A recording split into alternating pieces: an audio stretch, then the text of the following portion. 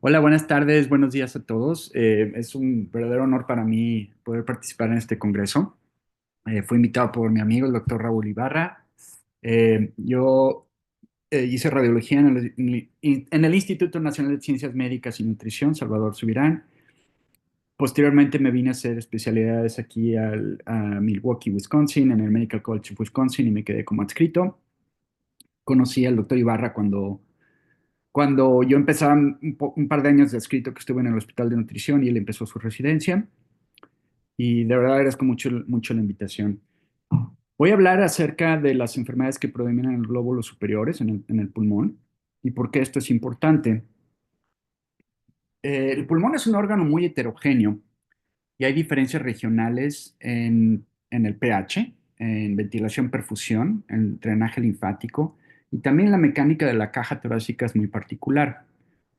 Quizá de los factores, todos estos factores son importantes, pero la mayoría van de la mano y el principal chofer o el principal director puesta de esta combinación de factores son las diferencias de ventilación-perfusión.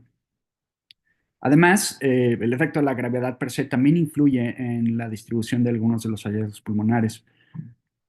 Los segmentos superiores de los lóbulos inferiores anatómicamente dependen del lóbulo inferior, pero fisiológicamente son más similares a los lóbulos superiores que a los lóbulos inferiores. Y no es nada nuevo que la distribución de los hallazgos que podemos ver en tomografía computada, dependiendo de la distribución, eso nos ayuda a nosotros el establecer un diagnóstico diferencial. Los mecanismos fisiológicos que vamos a comentar son estos cuatro. Para enfoque educativo los divido en cuatro y los vamos a explicar de forma separada, pero en la vida real, en realidad, funcionan prácticamente de forma conjunta.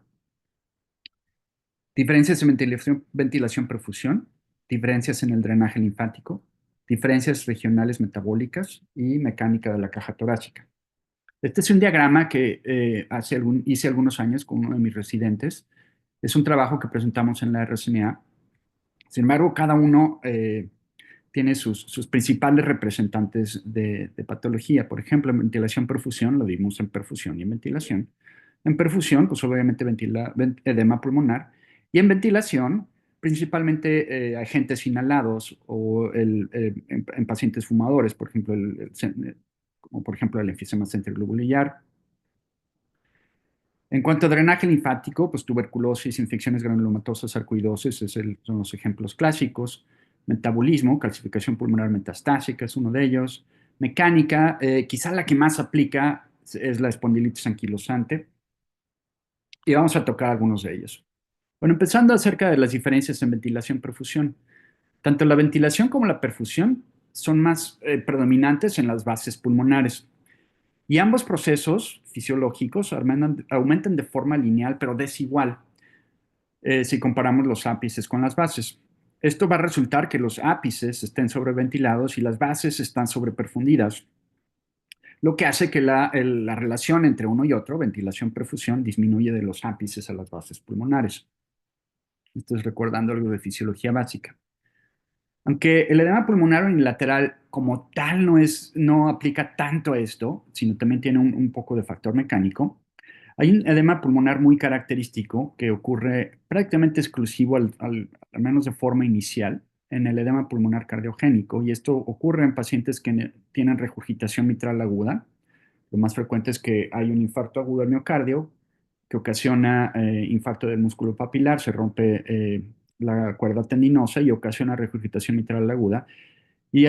Debido a la orientación anatómica que tiene la vena del lóbulo superior derecho, que va derechito hacia la válvula mitral, cuando hay un reflujo, el reflujo se dirige precisamente a la vena pulmonar superior. Otro tipo de edema que se presenta también en los lóbulos superiores es el edema neurogénico, que en realidad es difícil de ver y no es tan frecuente como hace mucho tiempo se pensó que podía ser su frecuencia. Estos son dos pacientes.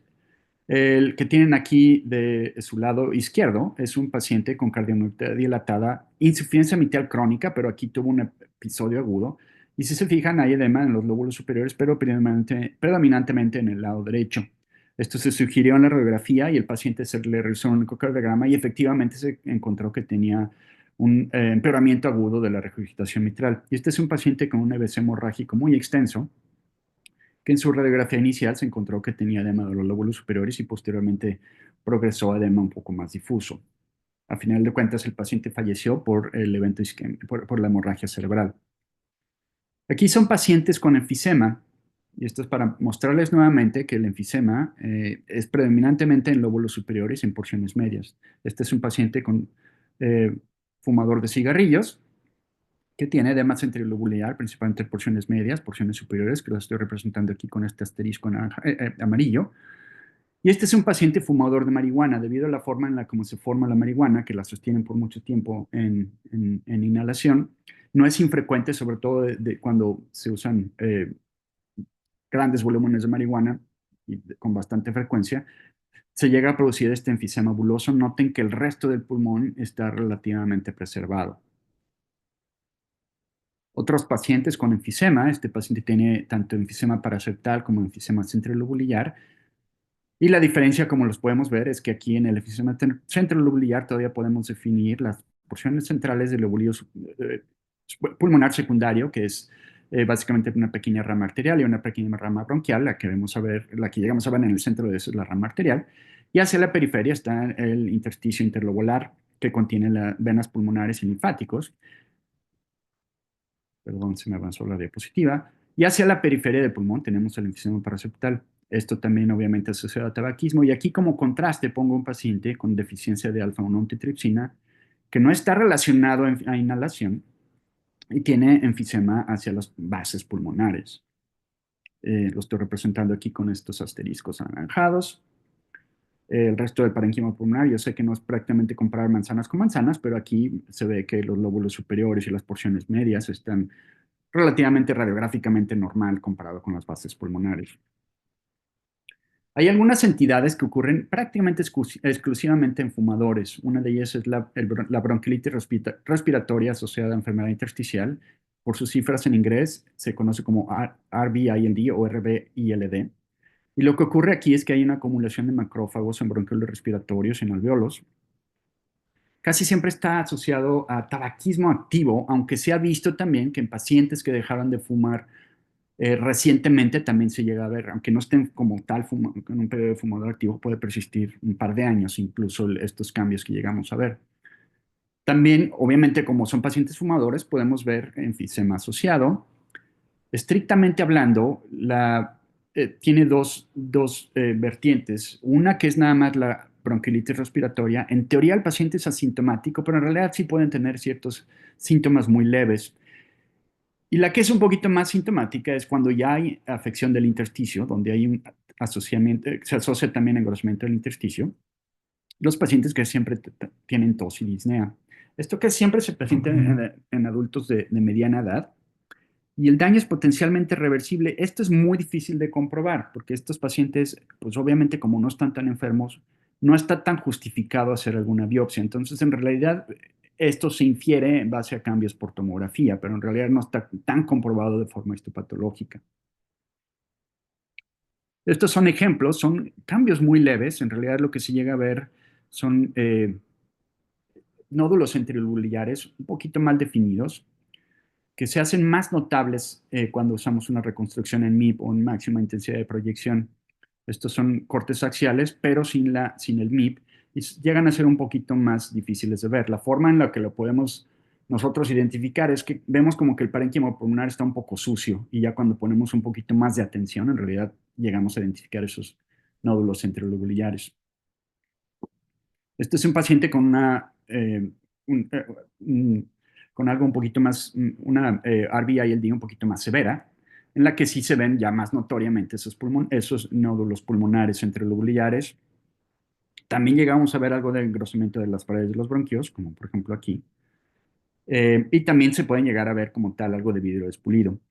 Varias cosas se parecen a esto y hay que tener cuidado. La principal es neumonitis por hipersensibilidad. Habitualmente los pacientes son muy sintomáticos. También la histocitosis de células de Langerhans, cuando los nódulos no se han cavitado aún, se puede llegar a ver de esta forma, aunque siempre histocitosis de células de Langerhans va a tener cambios en diferentes estadios. Va a tener nódulos sin cavitar, mucho más abundantes que esto, y nódulos que están cavitados. Otra entidad que se puede llegar a aparecer y puede haber cierta sobreposición con esto es la neumonía intersticial descamativa, que también ocurre en pacientes fumadores. Este es un fumador activo con tos y disnea. Nuevamente llegamos a ver los nódulos intraurticulares, algo de engrosamiento intersticial y infiltrados en vidrio despulido aún más pronunciados.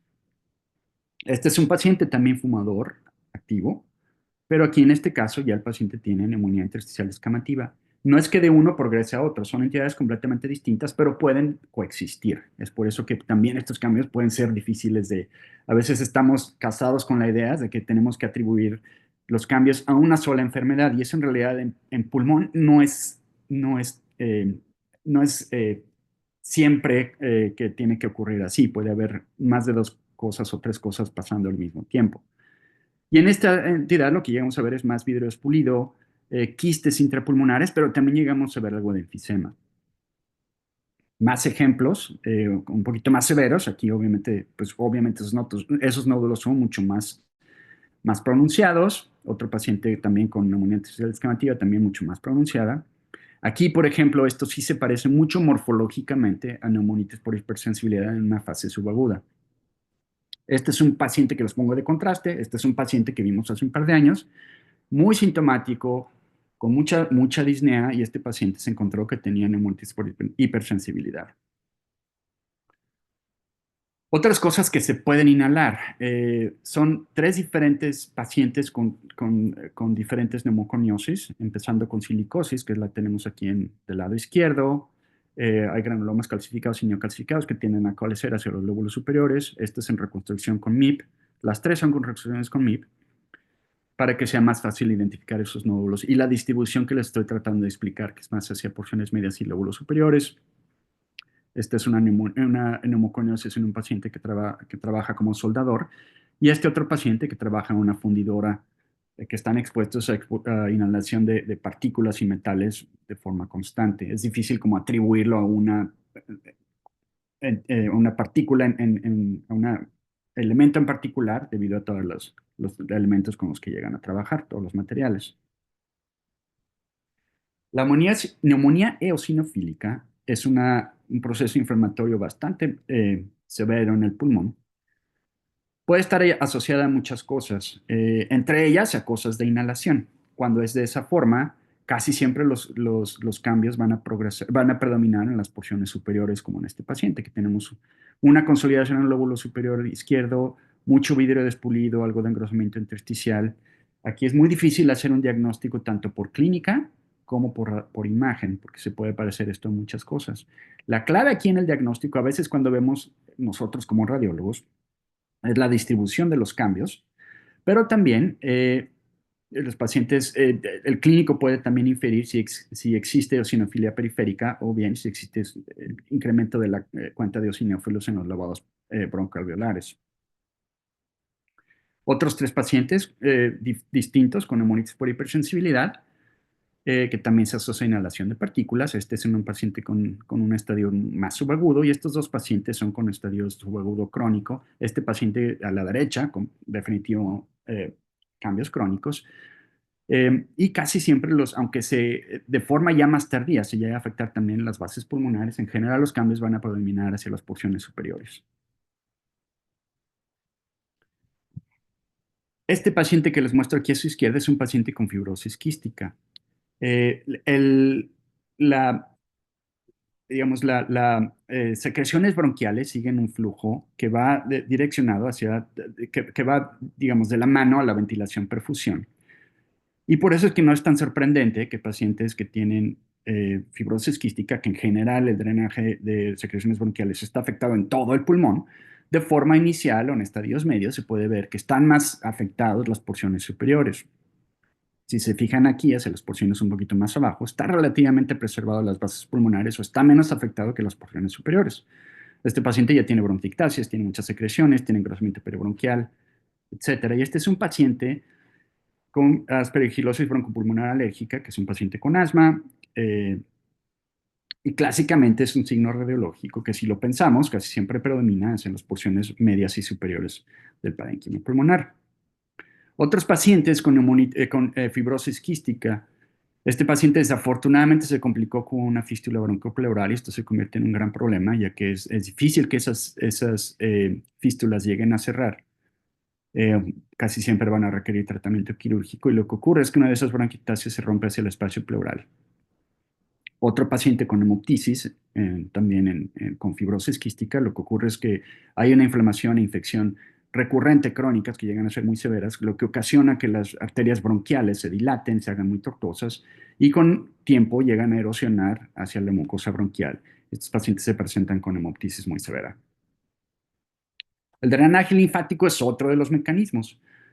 Eh, para empezar, hay un problema. Los vasos linfáticos son más abundantes y son más eficientes en los lóbulos inferiores. Recuerden que tenemos dos redes interconectadas, está el intersticio interlobular y está el intersticio intralobar, y el flujo linfático va a depender de la presión arterial. La presión arterial es mayor en los lóbulos inferiores, entonces no solamente son más abundantes, sino que también el drenaje linfático es más eficiente en los lóbulos inferiores. ¿Ok? Este es un paciente fumador con histiocytosis de células de Langerhans. Es un trastorno granulomatoso que esencialmente la respuesta que llegamos a ver es debido a una respuesta granulomatosa. Va de la mano con todo el drenaje linfático. Y clásicamente estos pacientes tienen menor o no afectación de las bases pulmonares comparado con las porciones superiores. Aquí este paciente ya tenía ya estaba con un estadio un poquito más avanzado.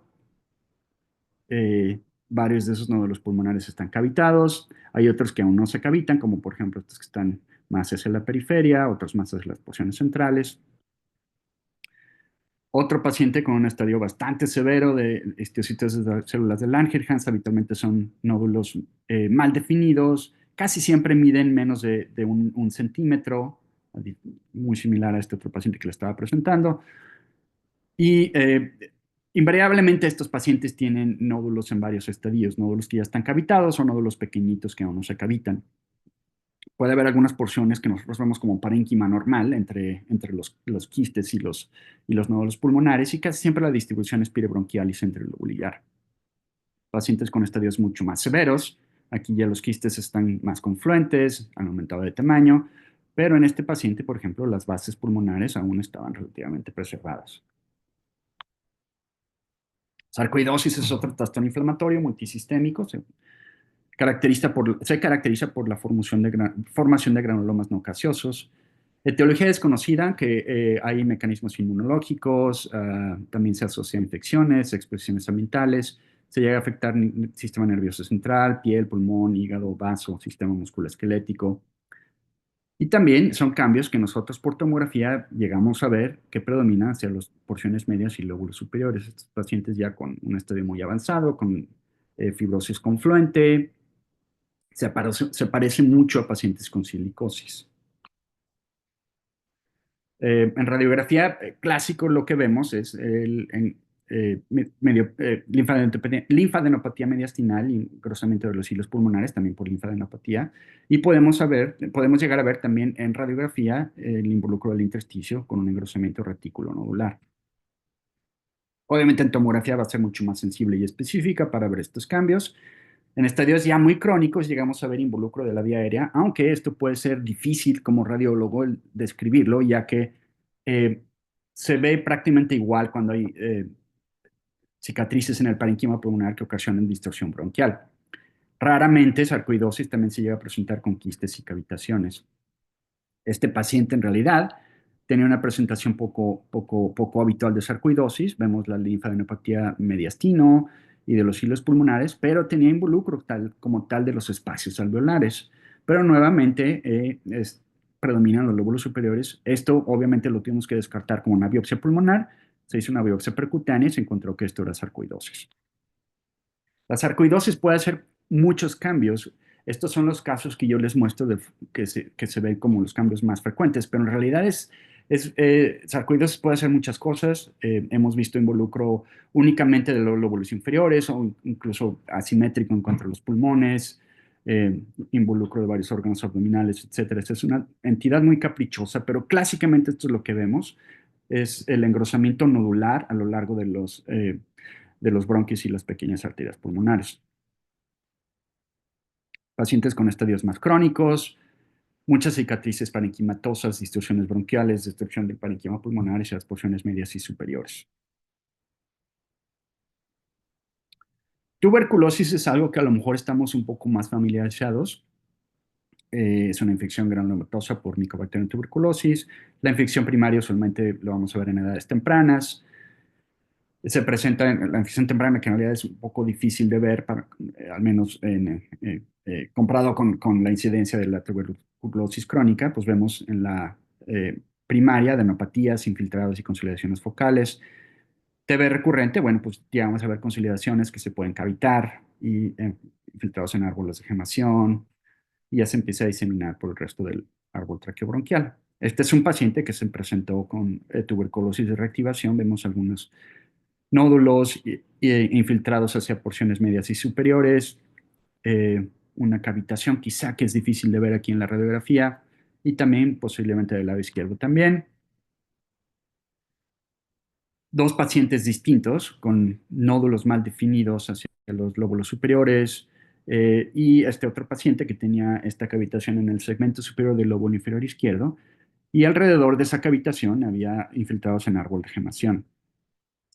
Este es el mismo paciente que les mostré en la radiografía inicial.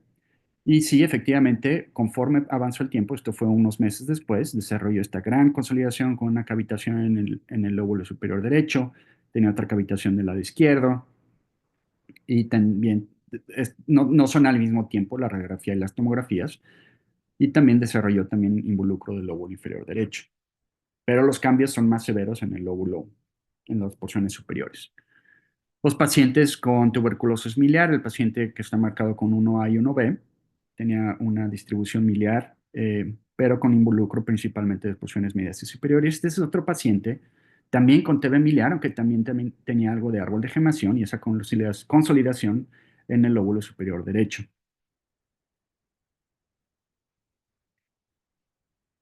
Este es otro paciente también con tuberculosis diseminada, principalmente en el pulmón, pues tenían el involucro del lóbulo superior derecho, pero también tenía infiltrados en el resto del pulmón, principalmente del lado derecho, pero también algo del lado izquierdo. Y, oh sorpresa, el paciente también refería el dolor de espalda y tenía una osteomielitis vertebral por tuberculosis, tenía destrucción parcial de este cuerpo vertebral. El espacio intervertebral, que es lo característico que relativamente se preserva en pacientes con TB, a diferencia de otras etiologías que principalmente va a involucrar el disco. Y este paciente tenía abscesos también que se extendían hacia el espacio prevertebral, y aunque no lo muestro en este corte axial de la resonancia magnética, también tenía extensión epidural. Histoplasmosis también puede predominar, es un trastorno granulomatoso, también puede predominar hacia lóbulos superiores. Puede ser muy caprichosa, las infecciones por hongos pueden tener una distribución muy difusa, pero en este caso en particular tenía esta consolidación irregular en el lóbulo superior derecho, con nódulos en árbol de gemación y centrolobulares que se extendían también a ambos lóbulos superiores. Característicamente es histoplasmosis, cuando está ya en fases crónicas o que ya curó, va a desarrollar muchos granulomas calcificados, y particularmente hay granulomas calcificados en el vaso. Metabolismo también tiene diferencias entre ápices y bases pulmonares. La captación de oxígeno y eliminación de CO2 es diferente, es ligeramente distinta tanto en ápices comparado con bases pulmonares, y también las diferencias de pH son distintas. En general, los ápices son más alcalinos y la presión de oxígeno es mayor. Las bases tienden a ser más ácidas, y esto facilita el depósito de varios metabolitos, no solamente en los ápices, pero también hay metabolitos que predominantemente se van a depositar hacia las bases pulmonares. Pero específicamente hablando de los lóbulos superiores, el ejemplo clásico es la calcificación pulmonar metastásica, que el hombre se oye un poco agresivo. En realidad es un proceso benigno, es un proceso que ocurre en pacientes con insuficiencia renal crónica o en hipercalciemia de larga evolución. Y lo que ocurre es que el calcio que está anormalmente elevado se deposita en el parénquima pulmonar, En otros órganos donde llegamos a ver que se llega a depositar, también es en la médula renal, pacientes con nefrocalcinosis medular, o también en la pared gástrica, cuando un paciente con insuficiencia renal que tiene esto se le hace un gammagrama óseo, podemos llegar a ver captación anormal en el estómago y es por el depósito de calcio en el estómago. Eh, Cuando las bases son más alcalinas, esto hace que el calcio sea menos soluble y es por eso que se llega a depositar en estas partes. Aunque la radiografía se ve muy aparatoso, el paciente en realidad está muy poco sintomático o puede ser completamente asintomático. Estos son otros ejemplos de pacientes con, ay, disculpen, en pacientes también con calcificación pulmonar metastásica, donde se ven esas calcificaciones aquí en lóbulos superiores. Eh, a veces hay respeto del intersticio pulmonar y por eso vemos esta red que se ve un poquito más hipodensa y es porque no hay involucro del intersticio. Otro paciente también con una calcificación pulmonar metastásica tan obvia que la podemos llegar a ver en las ventanas paramediastino. Este paciente tenía una distribución un poquito más difusa, también con algo de involucro de las bases pulmonares. Y como son pacientes con insuficiencia renal, pues a veces vemos también otros hallazgos de insuficiencia renal sobrepuestos, como la presencia de derrames pleurales bilaterales. Otro factor es el estrés mecánico. La caja torácica tiene diferencias en movilidad. Casi siempre las porciones medias y superiores se mueven mucho menos que las bases pulmonares. Las costillas de las porciones inferiores son más móviles que las costillas hacia la porción superior. Y esto es similar a esta bomba de agua que estoy representando aquí con este diagrama. Si nosotros tratamos de sacar el agua, al estar moviendo la palanca hacia arriba y hacia abajo, vemos que la agarradera pues, de la mano se mueve más comparado con lo que está pegado hacia el resto de la bomba. De forma similar se mueve la caja torácica. Esto hace que las bases pulmonares tengan menor estrés mecánico que las porciones superiores. Esto no tiene tanta implicación, a diferencia de los pacientes donde se afecta esa poca movilidad, y el ejemplo clásico es la espondilitis anquilosante. En pacientes que tienen una movilidad de la caja torácica normal, lo que ocurre es que las porciones superiores se van a mover aún menos de los que ya se mueven, y esto ocasiona que procesos inflamatorios que en otro paciente pueden resolverse sin mayor problema, estos tipos de pacientes pueden tardarse un poquito más. Este es un paciente con espondilitis anquilosante, cicatrices en el parénquima pulmonar, bronquiectasias, que se pueden romper al espacio pleural como en este paciente y desarrollar neumotórax, y aquí los cambios en las articulaciones sacroiliacas de espondilitis anquilosante. Este es otro paciente con espondilitis anquilosante con fractura de Anderson y los cambios en los ápices pulmonares, incluso tenía una cavidad aquí en el ápice izquierdo. Otro paciente con espondilitis anquilosante con una cavidad en el ápice derecho y una sobreinfección por hongos de esa cavidad, tiene un aspergiloma. Disculpen ustedes, avancé la diapositiva sin querer. Hay otro trastorno que afortunadamente es muy poco frecuente. No tiene nada que ver con la movilidad de la caja torácica, pero simula mucho y sigue cierto mecanismo de que también en algún punto se va a afectar la movilidad de la caja torácica y es la fibrolastosis pleuroparenquimatosa. Lo que ocurre es que hay un depósito normal de cicatriz y formación de colágeno y elastina, es decir, la superficie pleural de los ápices pulmonares en el parénquima subyacente, lo que ocasiona una fibrosis pulmonar muy agresiva, rápidamente progresiva y con un pronóstico fatal para los pacientes.